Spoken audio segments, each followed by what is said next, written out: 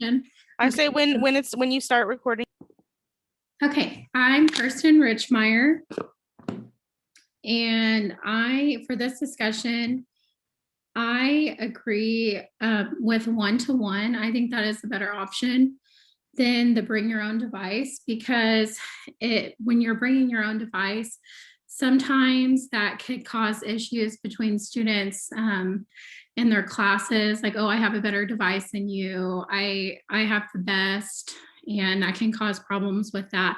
And not only is one-to-one better, in my opinion, because the teachers will all understand all of the same devices, they'll understand how to work them. It won't be something different, like here's a Windows and then here's an Apple computer. So I think one-to-one is a better option for students in your classroom. It eliminates a lot of guesswork, and everyone can have the same opportunity to electronics. And I think that's really good, because there is that division between who can afford their own devices and who can't. And then the next question, as a teacher, how I would address some of the concerns with the digital divide is by making sure that my students have enough time in the class to do all of their assignments online. If they need to have internet access, that they are in the classroom, and just providing that extra time and support in the classroom, and not expecting too much outside of the classroom, because not every student has access to the internet.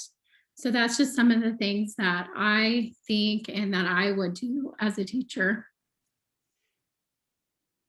Okay, my name is Clarissa Culver, and I also agree that one-to-one is the better option, but I do also see how bring your own device could have its advantages. There are certain devices that certain families are used to using. And so I feel like a child from an iPad family would be more comfortable on an iPad, would be able to navigate an iPad better than they would be able to navigate a computer, or like, what's another one? Samsung. The only reason I do think 1v1 would be good is because, okay, I'm going to put in the chat. It's a link to a website that I was looking at, and it was talking about how low income and urban families can't afford devices. So the only thing that I think would be a good part of one versus one would be that it would ensure that every student had a device, as long as we could provide internet for them. So that would be my only concern, is that, yeah, we can get them a device, but can we necessarily put internet in their hands? Mm-hmm. Yeah. That's it for me. Okay. I am Gabrielle, or Gabby for short, and I'm kind of just going off with you guys as well.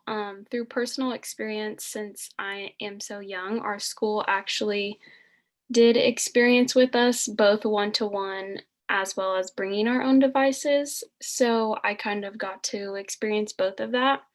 And my opinion is the one-to-one is a lot more useful. I guess I could see how the bring your own device would work just for saving the district money, but you would really have to think about like the control policies on that as well. And some, like you guys were saying, some students can't afford to buy their own device, which, makes them feel left out or embarrassed when they have to borrow a laptop through the school. So I just think that it helps everyone out in the long run. And then for some of my ways to address it, just explaining how some families, just can't afford to buy their children a device. So the one-to-one would be a lot more useful. Also stating just that a student does not have access to a mobile device, or two, a student may only have access to a smartphone while their classmates are using Chromebooks and MacBooks. And so, yeah, that's my opinion.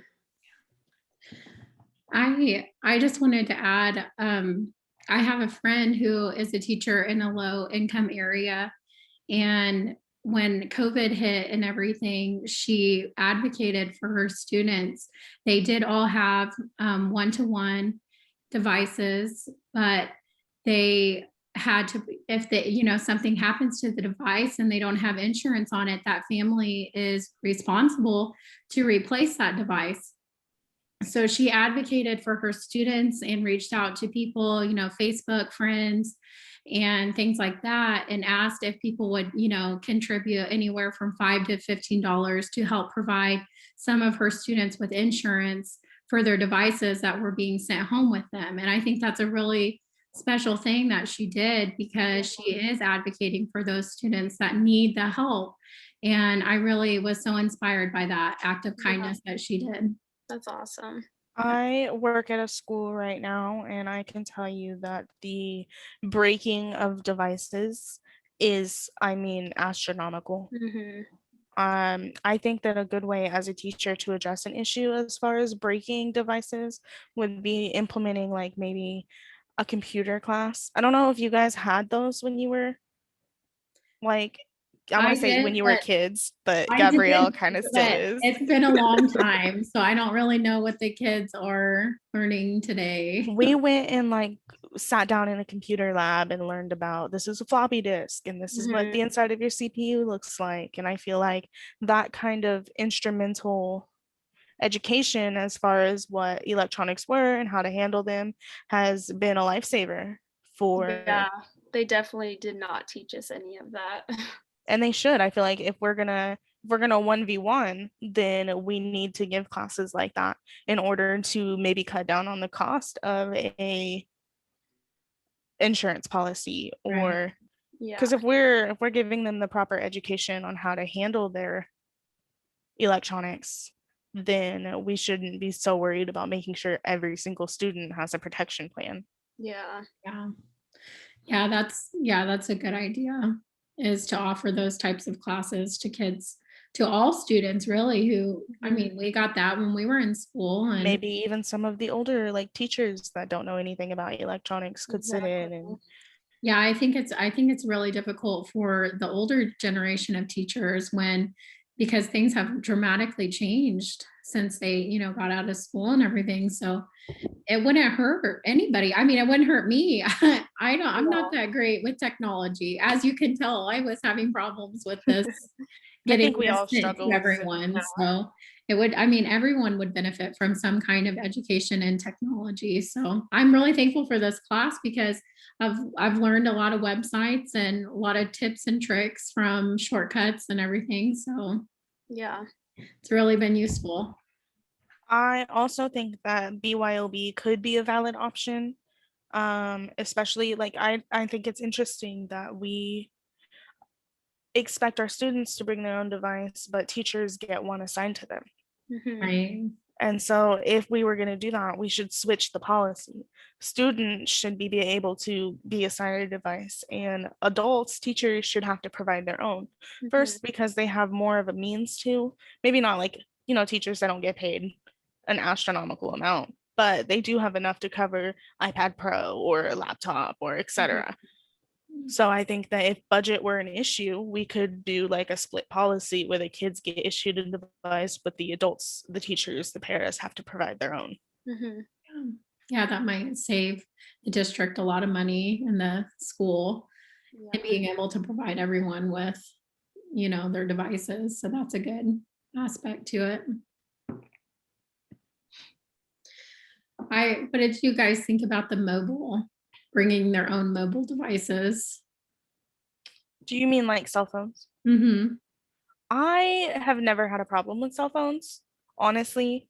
As long as they're not out when I'm teaching you, that's all I care about.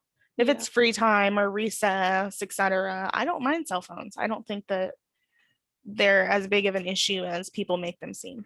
Yeah. I'm a big fan of the shoe holder that you put your phones into when you walk into class. Yeah. That's smart. Yeah, that is smart. I don't mind if my students have cell phones. People want to reach their kids. Yeah. Especially in today's society where it seems like every day is a historical event.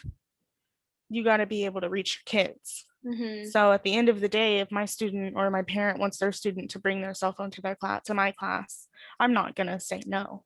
Yeah. I'm gonna say no to that student picking up their phone in the middle of math and texting their best friend, but I'm not gonna say no to that student having a cell phone.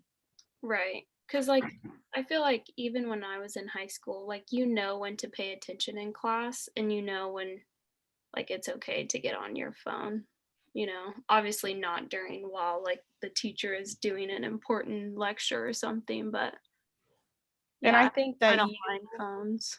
I think you know that in high school now, but Mhm. as an elementary school child, you probably weren't educated in that aspect of patience. Yeah. And it would be another way to educate our students on like professionalism. Mhm.